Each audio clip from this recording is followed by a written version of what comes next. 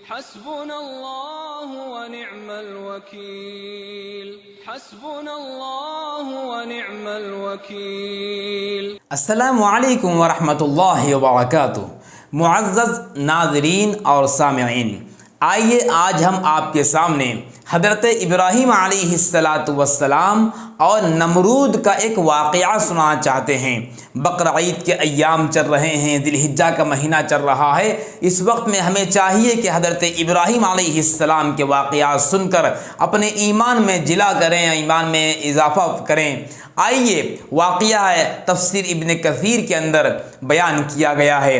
حضرت زید بن اسلم رحمۃ اللہ علیہ اس واقعے کو بیان فرمائے ہیں کہ قحط سالی کا زمانہ تھا، اور اس زمانے میں نمرود بادشاہ تھا۔ لوگ نمرود کے پاس جاتے تھے، اور قحط سالی کی وجہ سے نمرود بادشاہ غلہ تقسیم کر رہا تھا، تو لوگ جا کے اس کے پاس سے غلہ لے کر آتے تھے۔ حضرت ابراہیم خلیل اللہ علیہ السلام بھی اس کے پاس گئے، اور وہ بدبخت حضرت ابراہیم علیہ السلام کو غلہ نہیں دیا۔ ابراہیم علیہ السلام واپس آئے، خالی ہاتھ واپس آئے۔ اور یہ انبیاء کی شان ہوتی ہے کہ انبیاء غیر کے سامنے ہاتھ نہیں پھیلاتے، انبیاء تو اللہ کے سامنے ہاتھ پھیلاتے ہیں، اللہ کے سامنے ہاتھ پھیلانے کی دعوت دیتے ہیں۔ ابراہیم علیہ السلام کچھ نہیں کہے، واپس آئے۔ جب گھر کے قریب پہنچ رہے تھے تو ابراہیم علیہ السلام نے ایسا کیا کہ 2 بوریوں میں ریت بھر لیے۔ 2 بوریے، یوں سمجھیے کہ 2 تھیلے سمجھیے ہماری زبان کے حساب سے، 2 تھیلے بھر لیے اور بھر کر گھر کو واپس آئے، اور تاکہ گھر والے یہ سمجھیں کہ کچھ تھیلوں کے اندر بھر کے لائے ہیں، اس نیت سے گھر میں لے کر گئے، اور وہ ان بوریوں کو، ان تھیلوں کو گھر میں رکھے اور رکھ کر آرام کرنے لگے۔ جب حضرت ابراہیم علیہ السلام کی اہلیہ حضرت سارہ علیہ السلام نے جب ان بوریوں کو دیکھا تو ان بوریوں کو کھولا تو اس کے اندر زبردست اناج تھا، اس کے اندر اور جب اناج کو دیکھا سارہ علیہ السلام نے اس کو نکالا، اور نکال کر جو ہے استعمال کیا۔ اور ابراہیم علیہ السلام نے کہا کہ کہاں سے لائے اناج؟ انہوں نے کہا کہ جو آپ بوریے لے کر آئے تھے انہی بوریوں کے اندر یہ اناج موجود تھا۔ وہ سمجھ گئے کہ اللہ نے اس کے اندر خیر کا معاملہ کیا ہے، برکت کا معاملہ کیا ہے۔ بہرحال یہ آپ کا معجزہ تھا کہ ریت بھر کر لائے، لیکن اللہ نے اس کو اناج بنا دیا۔ اب ادھر کیا ہوا؟ نمرود بادشاہ کے پاس اللہ نے ایک فرشتے کو بھیجا۔ وہ فرشتہ نمرود کے پاس جا کر کہا کہ ایک اللہ کو مانو، اللہ کی توحید، اللہ کے ایک ہونے کی یعنی کہ توحید کی دعوت دی، لیکن نمرود نے انکار کیا۔ فرشتے پھر دوسری مرتبہ پہنچے اس کے پاس دعوت دینے کے لیے، اس نے دوسری مرتبہ بھی انکار کر دیا، اللہ کی دعوت کو، اللہ کی توحید کو، وحدانیت کو قبول کرنے سے انکار کیا۔ تیسری مرتبہ پھر پہنچے فرشتے، تیسری مرتبہ میں نمرود بادشاہ جس کو خدائی کا دعویٰ تھا، خدا ہونے کا دعویٰ کرتا تھا، فخر کیا کرتا تھا، اس نے انکار کیا۔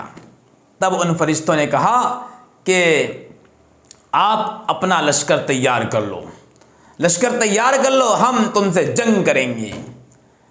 تو نمرود تیار ہو گیا اور بہت بڑا بھاری بھرکم لشکر تیار کیا، اور تیار کر کے سورج نکلنے کے وقت میدان میں آیا۔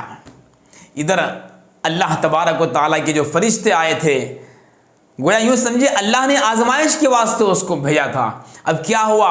ادھر جب میدان کے اندر اس کی فوج نکلی تو اللہ تبارک و تعالیٰ نے مچھر جہاں پر تھے، مچھروں کے دروازے کو کھول دیا، اور مچھر بہت سارے بڑے بڑے مچھر کثرت کے ساتھ میں، یوں سمجھے جس طرح بہت بڑی فوج آتی ہے اس طریقے سے مچھروں کی فوج آ پہنچی، اور وہ نمرود کی فوج کو گھیر لیا، پورا گھیر لیا ہر طرف۔